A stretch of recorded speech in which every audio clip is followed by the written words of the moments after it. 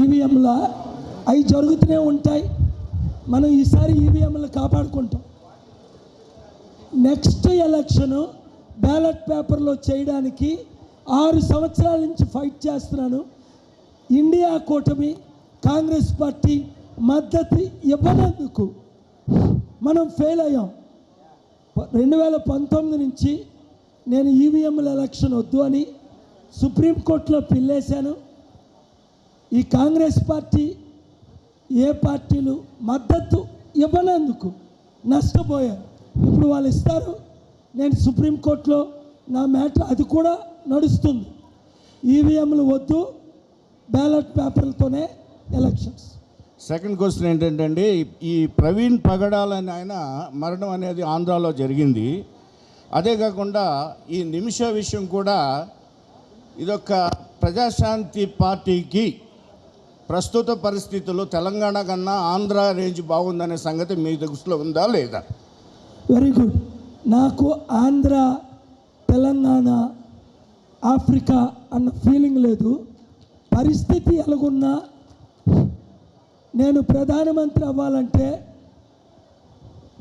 మనం ఒక 100 సీట్లైనా గెలవాలి. ఆంధ్ర, తెలంగాణలో 42 ఉన్నాయి. నార్త్ ఈస్ట్ 7 సిస్టర్స్ సిటీస్ స్టేట్లో 25 ఉన్నాయి.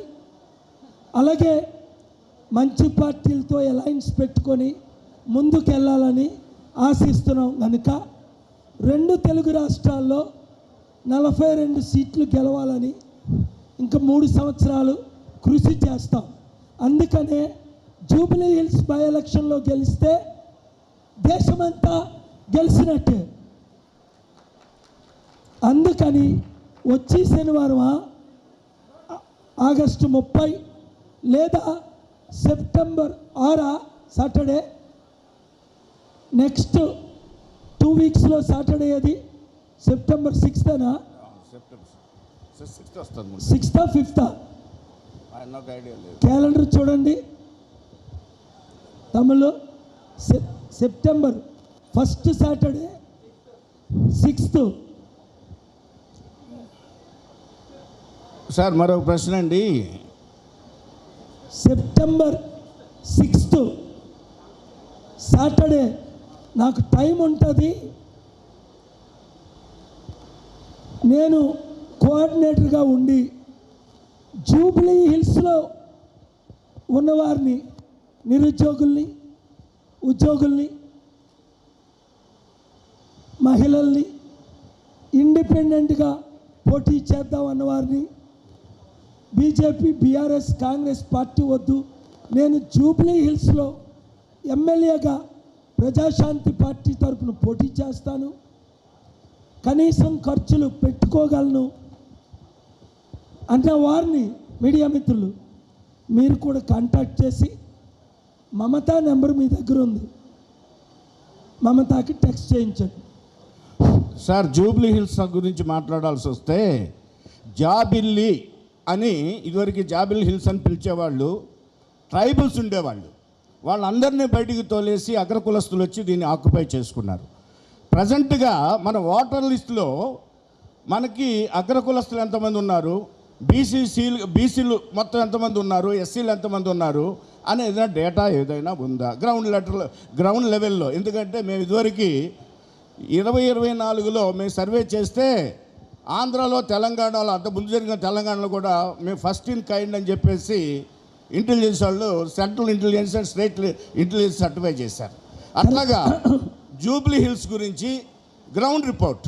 Very good question.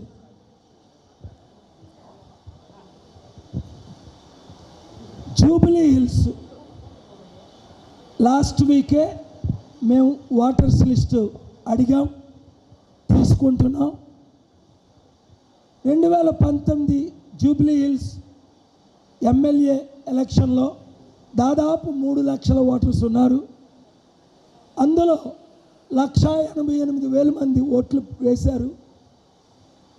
TRS party 80,000, Congress party 65,000, BJP party 25,000, ఇండిపెండెంట్గా 500, 1000 ఓట్లు వచ్చిన వాళ్ళు చాలామంది ఉన్నారు. ఈసారి తెలంగాణని, ఆంధ్రప్రదేశ్ని, తెలుగు రాష్ట్రాల్ని మార్చేద్దాం. దేశంలో ప్రజాస్వామ్యాన్ని కాపాడుదాం, మార్పు తీసుకొద్దాం. జూబ్లీ హిల్స్ ఎలక్షన్లు, బై ఎలక్షన్లో ప్రజాశాంతి పార్టీ క్యాండిడేట్ని గెలిపిద్దాం అన్నవారు అందరూ తమలు రాత్రి పగలు కష్టపడండి. నేను గంటన్నర అయింది నిన్న రాత్రి పడుకున్నా. 2 రోజులకి 90 మినిట్స్ పడుకున్నా. ఢిల్లీ, కేరళ, హైదరాబాద్, మరలా ఢిల్లీ. గొంతుకు పోయింది. లక్షల కోట్ల ఆదాయాన్ని వదులుకుంటున్నాను, 1000 కోట్లు కాదు.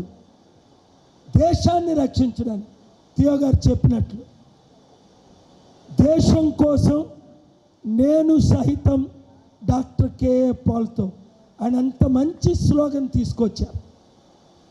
అది మీరందరికీ స్ప్రెడ్ చేయాలి. ఒకటి అయ్యగారు, మరి జూబ్లీహిల్స్ కాన్స్టిట్యూషన్లో నేను ఉన్నాను. అండ్ గ్రేవ్ యార్డ్ లేక చాలామంది స్థలాలు లేక నారాయణగూడలో ఒక సమాధిలో మళ్ళా అదే శవం పెడుతున్నారు. అది మీరు జూబ్లీహిల్స్ ప్రజలు చాలా బాధపడుతున్నారు. తర్వాత విధవరాళ్లకు ఏం చేస్తారు, తర్వాత మహిళలకు ఏం చేస్తారు, ఫీజు రియంబర్స్ చేస్తారా? నేను 2019లో ఇండియా ప్రజాబంధు పార్టీ కంటెస్ట్ ఎమ్మెల్యేగా ఉన్నప్పుడు మరి కేఏ పాల్ సారు మా ప్రజాశాంతి పార్టీ దాంట్లో మరి హరిహర కళభవన్లో వచ్చాము, మరి తర్వాత ప్యారడైజ్ గ్రౌండ్లో వచ్చాము. దయచేసి చాలామంది ఇక్కడ మరి గ్రేవ్ యార్డ్ లేక చాలా బాధపడుతున్నారు సార్. దీనికి ఏంటి సమాధానం?